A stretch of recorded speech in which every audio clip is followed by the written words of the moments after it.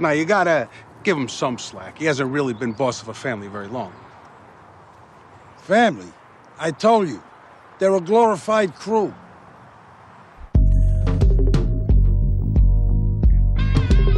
Carmine Lupertazzi Jr. Was he a complete and total moron, or a patient master strategist of epic proportions? Before we get into that, let's talk a little about his old man, Carmine Lupertazzi. You can't talk about one without talking about the other. They are linked by blood in the show, but also thematically as representations of the different generations of mobster and their relative strengths and weaknesses, or when it comes to the younger generation at least, usually their weaknesses. If there was one character in The Sopranos who best symbolized a modern-day godfather of the time, that person was undoubtedly Carmine Lupertazzi. He was very old school and he was well respected. Carmine had a proven ability of being patient and playing the long game, and he was quite effective at maintaining the bottom line and getting his big toe stuck in everything. Carmine was likewise an ace negotiator and a very smooth operator. There's always a compromise. Until there wasn't, and then he wasn't afraid to take meaningful action.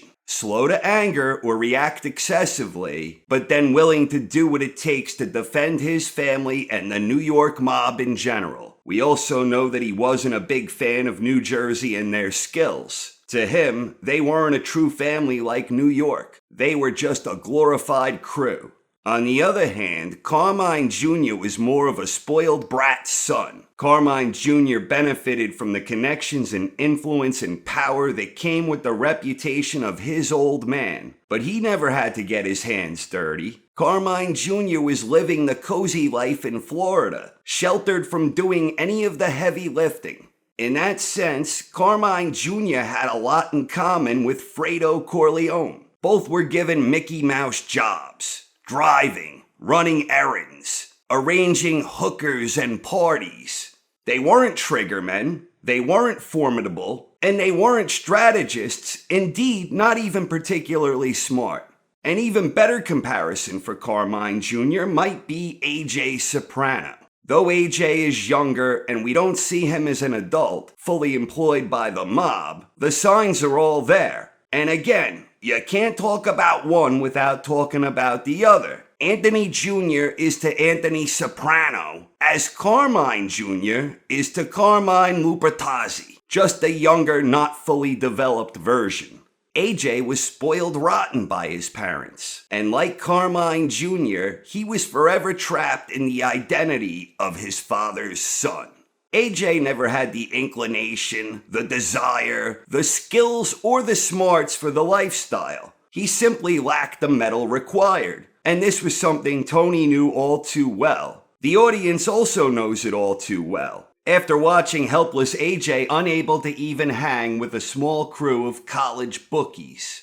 He just couldn't hack it, though some of that might have been to his credit, seeing as how he lacked the stomach for the violence required to maintain control. The same logic applies with AJ and Carmine Jr. Neither one of them had the makings of a varsity mob boss. In fact, if there is one area where Carmine Jr. excelled, it was in the role of a mediator, though even that wasn't without its challenges, given his talent for misspeaking or saying the wrong thing at the wrong time. AJ likely had a similar fate in store, and we saw early evidence of this when AJ was clubbing, and some guy wanted AJ to give a prospectus to his old man. AJ's status was defined by his father's identity, and while I ain't exactly Quasimodo over here, he was at best headed down the same type of path as Carmine Jr. Indeed, by the end of the series, Tony got AJ a job with Carmine's film production company. They used to make porn, but after Cleaver they started branching out. Let's talk about Carmine Lupertazzi and Tony Soprano. Like Rocky Marciano and Rocky Graziano, you can't talk about one without talking about the other. Carmine is sharp. He knows that Tony is having spells and seeing a shrink. Carmine views Tony and his so-called family as nothing more than a glorified crew. but he'd be proud to call Tony his own son. And old Carmine sure did like the money he earned from that glorified crew, even if their Don wore shorts. Oof, madam. While Carmine Jr. was living the good life down in Florida, Johnny Sack acted as underboss to Carmine. Johnny Sack was a grand strategist in his own right, and his loyalty to Carmine was at times a bit wavering. All hell broke loose after Ralph made a rude joke about Sack's wife having a 95-pound mole removed from her backside. The implication was, her ass was so big she could have a mole that size removed from it. Johnny Sack heard about the joke through Paulie. This caused quite the uproar. Johnny Sack was irate. Carmine didn't get the joke. Neither did Uncle June. It wasn't a joke per se. You had to be there. A real lack of standards in that generation. So Sack is going wild. Carmine has no idea why, and he doesn't understand why John can't let it go. Carmine wants to tax him good, but Sack wants Ralphie clipped. Old Carmine realizes that Johnny is now a loose cannon. A liability that threatens the livelihood of the bottom line. So on the sly, Carmine orders a hit on Johnny Sack, much to Tony's surprise. It never came together. Johnny and Ralph made peace, and Tony ultimately murdered Ralphie over Pie-O-My. But then Carmine and Tony had their whole beef over HUD, and this is when Tony went to Carmine Jr. for assistance. Carmine Jr. knew how to push some buttons. He was pushing Tony's buttons about blaming Johnny Sack. And when he met with his father, he was pushing Johnny's buttons about Tony. And then he even pushed his old man's buttons about Tony after Carmine said he'd be proud to call Tony his own son. Carmine Jr. and Johnny were acting like jealous brothers in some sibling rivalry. And Carmine Jr. was the spoiled brat in the bunch who knew how to best push buttons. A bit of a Cold War ensued, and Carmine shut down the Esplanade, which hurt both families financially, and Johnny Sack was feeling the strain. So Johnny Sack and Tony reached a deal where Tony was gonna put a hit on Carmine Sr., but this wound up not happening either. Carmine ultimately compromised with Tony, and even though Johnny Sack still wanted Tony to make the hit, Tony was satisfied and called it off. After Carmine died, there was a power struggle between Carmine Jr. and Johnny Sack. Tony suggested a triumvirate, which was ridiculous and something he would have never agreed to himself. So the war ensued, and Carmine Jr.'s former fling Lorraine was a casualty of the power vacuum. And so is Joey Peeps and whatever happened there. Carmine's boat got destroyed, and he got outgunned by Johnny Sack.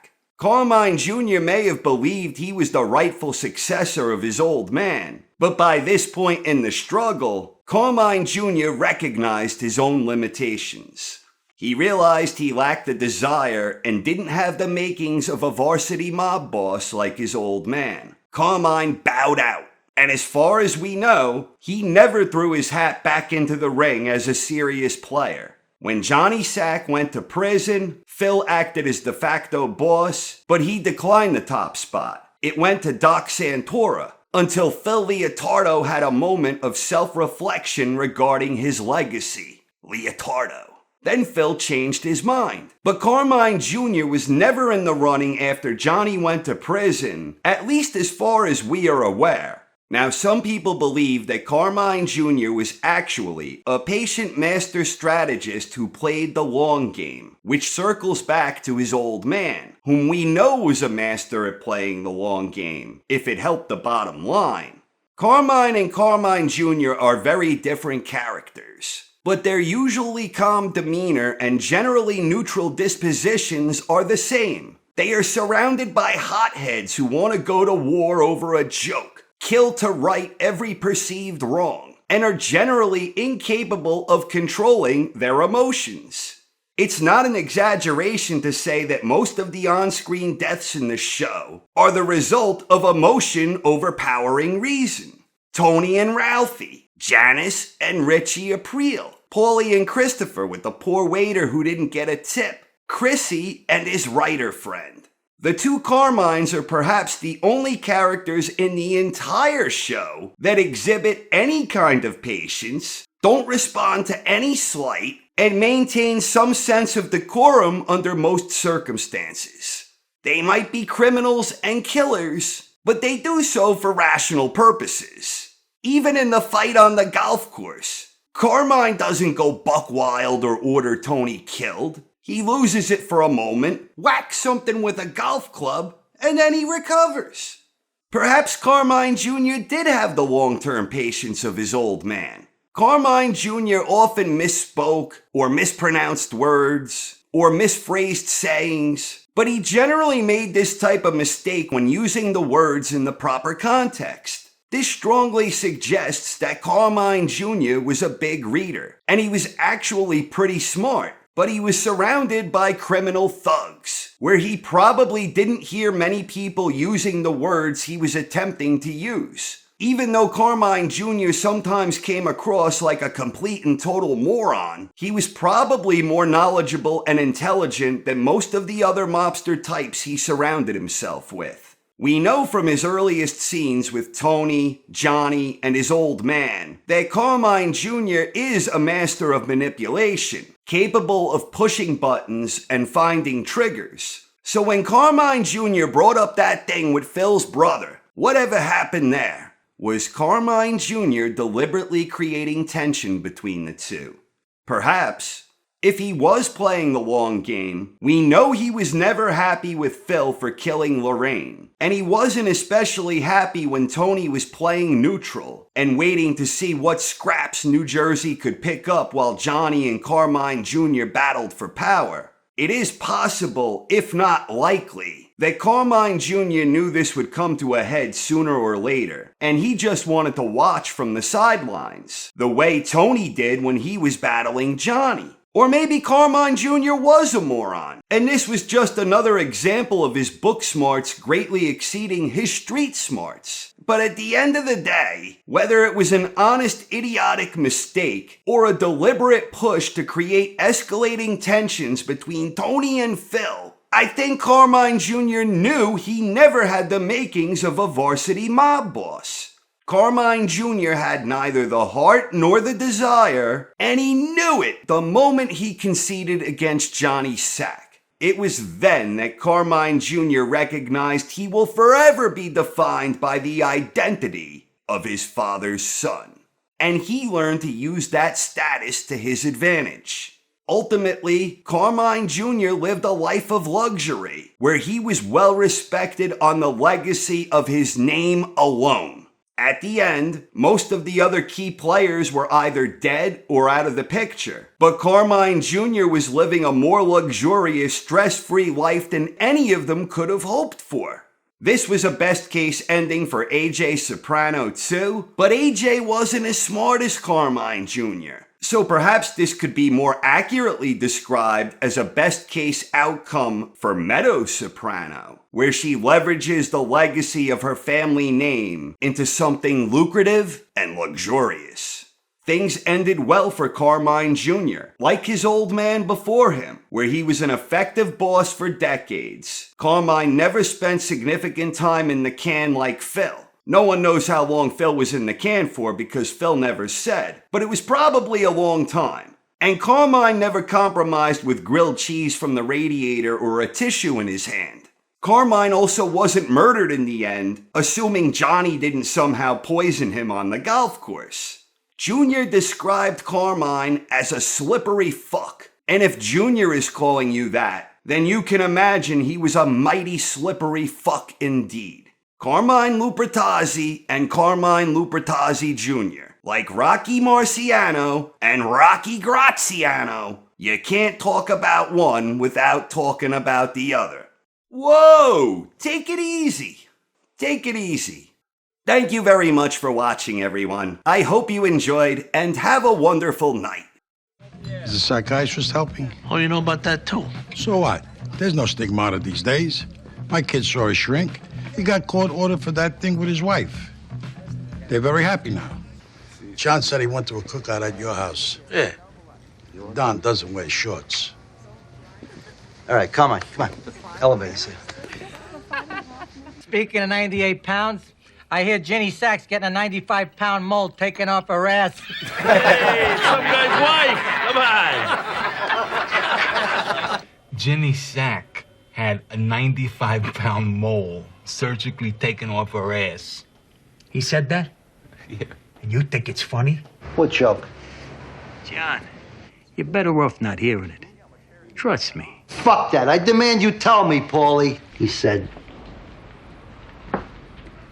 she was having a 90-pound mole removed from her ass.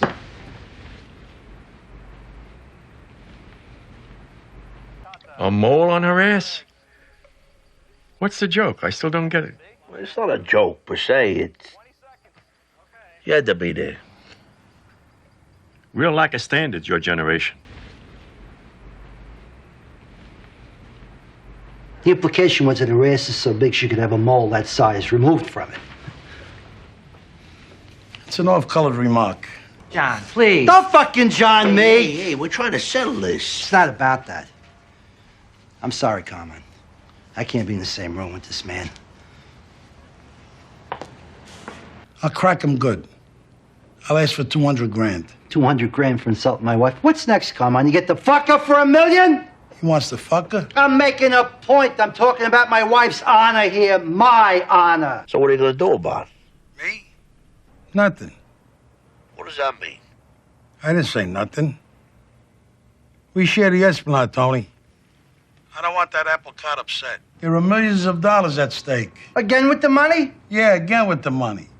It's settled, John. So either name a price or get the fuck over it.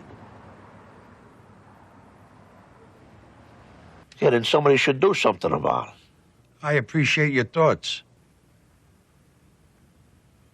You saying what I think you're saying? I didn't say nothing. Carmine gave me the nod. On Johnny? That one's a slippery fuck, huh? Him and those big fish lips of his? We've been down this road before. We share Zellman. Therefore, any of the fruits of Zellman, we're entitled to. We done here? Fucking Ralph. It was a fucking horse. What are you, a vegetarian? You eat beef and sausage by the fucking carload. Vic, the appraiser. Make this guy understand that he's gonna be working for us on these shithole houses we bought in Jersey. You got it. I am reminded of Louis the whatever's finance minister. Does something. He built the chateau. Nicole and I saw it when we went to Paris. It even outshone Versailles. You heard what he did to the fucking restaurant? So how do you want to respond? I haven't wanted to do this, but it's gotta be. Call the union. I would have been proud to call him my own son. Maybe there's a compromise here, then. There's always a compromise. Johnny talked to you about me, right? Johnny who? Sack? Talk to me about what? My son was a big help in all this. I want you always to remember that. Even after I'm gone. But I'm not going no place. Healthy as a fucking rhino, this guy. So now we just go back about our business at the Esplanade like it never happened? Well, yeah, that would be the healthy choice. Healthy for who? Why the fuck would I ever trust somebody who would leave me holding my cock like this? What's the matter? Come on. Come on. All right, come on. Hold it in. Yes, sir. Right? Is he breathing? Get that egg salad out of his head. Hurry up! How's he doing? I love him so much and I can't do shit.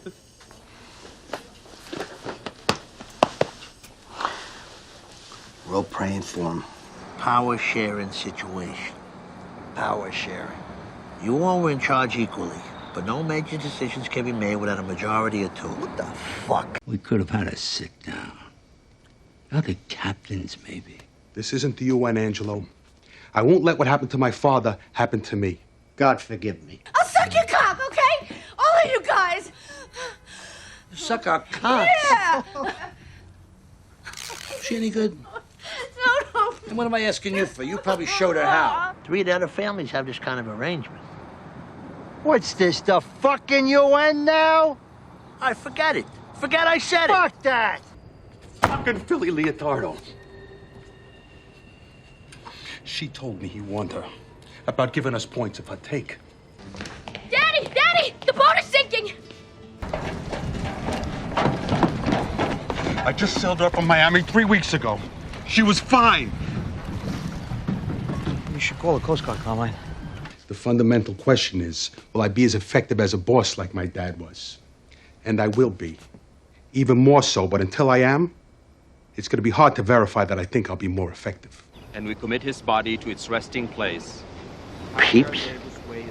It's a fucking nickname. Family name is Paparelli. They're gonna redo it. Retaliation, counterattacks. We're at a fucking stagmire. We back down now? Bunker down? What kind of a message does that send? Tony, I'm so lonely. I miss my Violet. What violin? Violet, my wife. She was everything to me. Tony B took out Billy Leotardo. Yeah. Wait a minute, you mean Philly? Billy. Phil got winged. He's in the hospital. Billy Leotardo. What the hell was that? This Blendetto asshole went off the reservation. That's why you need to get out there. Put your ear to the street. Let the guys see you take the reins. That's not how I want to handle it. Little Carmine's out. He's dead? Seems like him and Johnny worked out a deal. I knew he'd cave. He's a fucking pussy, that kid. I want to welcome all of you to the first meeting of possible investors on this project. Some of you know I've had 9 pictures under my subspecies. 4 in the South Beach Strumpet series alone. I'm confused. You said he's dead. How's he evening up with anybody? He's a ghost? As I understood, a zombie of sorts. Great title, by the way. So there's a script. We wanted to surmise your interest and then tailor the part to your specificities. No one plays a tough, ruthless, hard-hearted prick like you do. Bet they look great on you, Chris. I don't know, you think? Sir Ben, can we get a shot?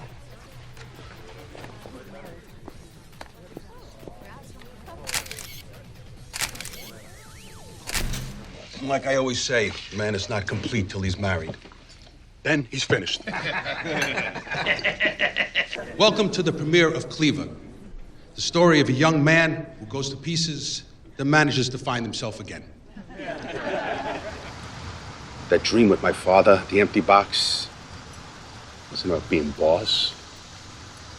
It's about being happy. Answer the fucking thing. Answer the fucking thing. You don't ever admit the existence of this thing. Ever. He should have stood trial like a man. I did 20 fucking years. Tony, he likes to talk the talk, I don't know. What? What did he say?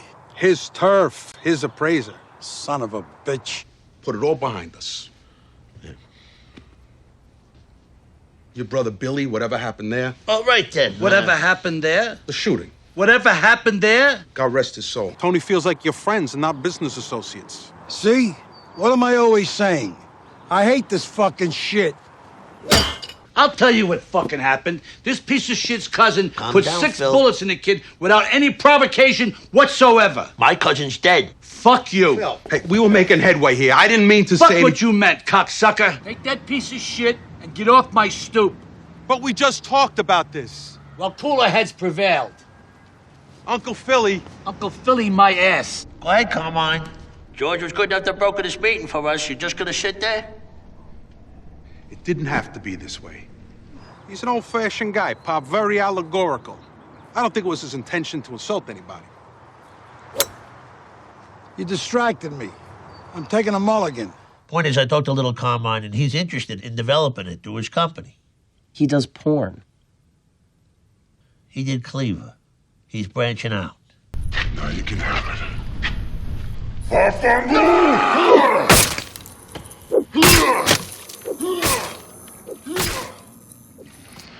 You know, Quasimodo predicted all this.